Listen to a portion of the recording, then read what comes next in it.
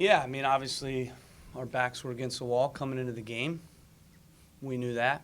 When you look at how tight the race is, look at the fact that, we had lost 2 games in a row on the road. And, the great thing about this team and the way we've built it and the group of guys that I have is, they don't dwell on past games and past failures. They respond the way good pros do. And they go back to work and training and they get better. And I thought that was the key. Our training was excellent this week. We were sharp. The guys looked hungry. Usually I know when the guys are going to play well because the training's a reflection. And you could tell in training that we were going to play well. And, so pleased to see in that first half us put on such a dominant performance. Both sides of the ball, comprehensive. Score 4 goals, going away. Could have been 5-6.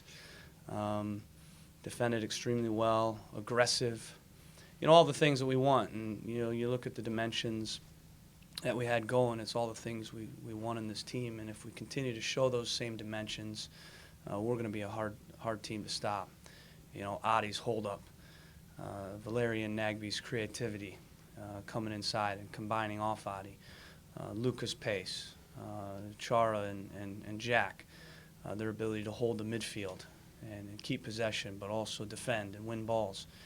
And then Taylor and Ridgie, really managing that line and playing out of the back as well, starting attacks. They look sharp, clean, composed. And then Vitas and Alves providing width, getting forward and defending in the channels.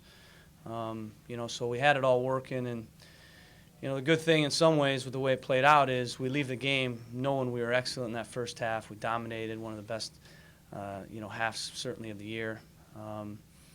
But we get locked in a little bit by, getting punished in that first 5 minutes of the second half. And, that experience, we gain more from that than if we just scored another couple goals and just put our foot on the ball the rest of the game. So we gain a lot of confidence, and we show what we're capable of.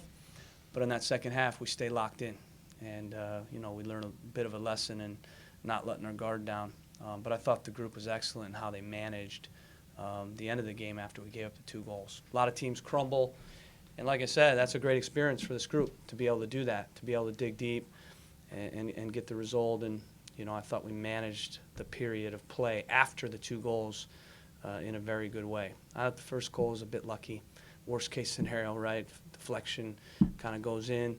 And the second goal was a good goal out of them. And, like I said, a lot of teams, they crumble, but these guys didn't. So we'll use that experience. So, Caleb, did you go into prevent at all at halftime? Or? No. No, there's a natural psychology that happens. I mean, you can ask the guys. I mean, the first thing I said was obviously the worst thing we do is sit back. But, naturally you're going to sit back a little bit, and it's mostly because the opponent now, down 4-0, has nothing to lose at all. So they can just throw numbers forward. And, really when you look at the first goal, I mean, it's just a fluke kind of goal, deflection. And the second one, I thought we, got a little bit too deep on that. But, nothing changed in terms of the message. But, it's difficult psychology up 4-0. You're going to naturally drop in a little bit. And but I thought after that, we did a good job of keeping the ball and should have had the 5th goal. Had a couple really good chances to find the 5th. But we managed the game well to get the 3 points at the end. Stephen, how big was it to get your first goal, especially given how important this game was, obviously as a rivalry and also just in the playoff race? The win was more important. For me, it was just after the Seattle game, we were all hurt, and all week it was tough.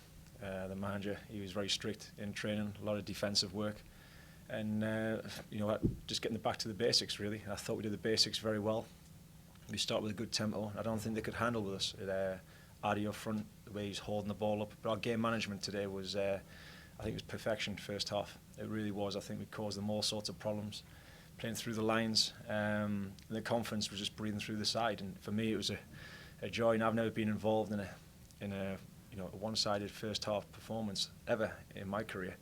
So for that to happen today was very good, and to get the goal was a bonus. But for me, it was all about 3 points and staying above that red line. Caleb, when you make that walk at halftime to the locker room, is that just a Sunday stroll up 4-0, or are you already thinking, what do I have to say here to keep that focus? Yeah, I mean, game's never done. A soccer game, you know, you've seen. Well, in fact, you saw one this year with us. Not that big a margin, but you know, we came back on a team, you know, down 2-0 and won 3-2. And every once in a while, you'll see a 3-0 that turns into a 4-3. Every once in a while, I mean, you got the story of the AC Milan Liverpool, you know, UEFA League Championship that was 3-0 at halftime, and they ended up coming back 4-3. So those are in the back of your mind. You know, you don't relax at all, and you know, no matter what you say, though, there's going to be, obviously, like I said, a natural psychology that occurs where, especially if you give up an early goal, that you start to get a little rattled. And I did think there was a period where we showed that, but then we fought through it. I thought a big part of it was Darlington and Valeri started finding the ball, allowed us to get a rhythm. And the more we got a rhythm, the more that we kind of turned the game and took the pressure off. Because what you can't do is just continue to defend and drop in and, you know, let Seattle come. And, you know, I thought they, after that first goal, smelled a little blood in the water and came at us. Got the next one, and there was about a 5-minute period where they came at us again. So, you know, we give up the third. Who knows? It gets crazy, right? But I was really proud of the guys, how they fought through it. And like I said, I'd rather have that experience in the second half, the way it went, than us scoring 3 more goals. And even though I have a lot more gray hairs because of that half and probably a few years off my life, when you see the second one go in, that's great for the team. That's great for the locker room, and that's great for the guys to be able to weather that storm. And, you know, we wanted to just make it interesting and keep the people watching ESPN locked to their seats. You had some big wins at home through the course of the year, but you had a little bit of difficulty taking that momentum from those big home wins on the road. That's exactly the situation you're facing now, heading to Dallas next week. Big challenge. How do you sort of get locked in and look for that first road win of the year? Yeah, we've been excellent at home. You know, I'm not sure the total wins, but we've got 9. That's as good as ever, our form this year at home. And we've played really well. And you know, today's another example of that. You know, you have the 3-0 last time we were at home. You have the 4-1 Vancouver, the 3-1 Seattle. I mean, we've been dominant, very dominant at home. And, you know, I'm real pleased in that because good teams have to be good at home. They have to be dominant at home, and we've shown that, and we'll continue to show that. You know, the main reason that we haven't been able to put together a result after that is we lose guys. You know, and this will be another situation where we'll lose a couple guys. But when you look at our biggest results this year, and, you know, you guys forget about the past games and lineups and all that stuff and how we played. And, you know, when you look at the next game after our biggest results, there are 2-3 guys out of the lineup. And those aren't decisions. Those are injuries. Those are, you know, those are forced moves. And so that doesn't help you continue the, you know, cohesiveness and continuity game to game. But we're in that same situation again, and we got to deal with it. And we need guys that get picked to step in and get the job done, you know, because we'll have another couple changes because of Nagby and because of Alvis leaving the team. Caleb, you think there's an added dimension offensively with your defenders being able to score on set pieces, and you saw 2 of them today score the ball? Yeah, I mean, we've worked on set pieces all year. Nothing's changed with how we work on them. But what's changed is Jack Jewsbury serving and a guy like this. I mean, that's what the set pieces come down to. I mean, we could practice set pieces every single day for hours on end, but it's going to come down to the guy serving and the guy on the end of it. And that's the only difference. And so it's great to see now that we can add in that, you know, club in our bag where now teams have to game plan for our set pieces. They have to be worried about that. They have to be worried about fouling us. And that starts to create a belief in our team that we can score on them, and it creates a little bit of a fear in the opponent that we can score on them. Caleb, this isn't just a win for you guys. You're also taking away 3 points from a rival who is also fighting for a playoff spot. How much does it give the team a boost, maybe, that you got this win over, you know, the rival? It's great, and, you know, and it's all about the players. You know, I liked what this guy said this week. You know, big players step up in big games.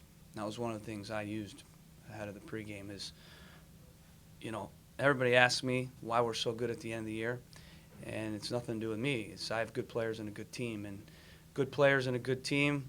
When the pressure's high, the margin for error is slim.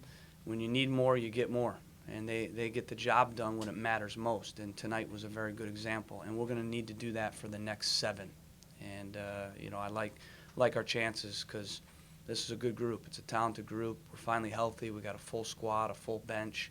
And, you saw tonight in the first half, we trained basically the same 11, even though prior to last game we pulled Adi last minute.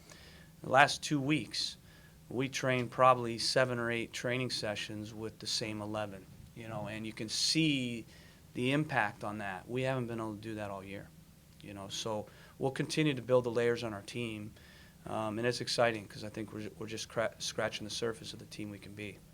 Thanks, guys. Stephen, Yeah, go ahead. you've seen both sides of this rivalry now, here in Portland and in Seattle.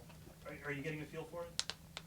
The last 2 days, I drove past the stadium after training just to get what does it mean to the people around here, and seeing them queue up. I've never experienced that. Back in England, you don't get that. Them going to try and get the best seats before, I think, behind the goal to try and sit. So it was just the whole, how everyone believes in Portland, this Seattle derby game. And I noticed that the whole build-up before the game of Seattle, it was impressive. But today, our fans for 94 minutes, whatever it was, they were unbelievable. And they were like the 12th man for us. You can see some of the Seattle boys first half, they didn't want to be on the pitch when they are constantly the atmosphere on. We just felt more confident, and the confidence builds with the other side, and I think that showed today. Thanks, everyone. Thank you. Thank you. Thank you.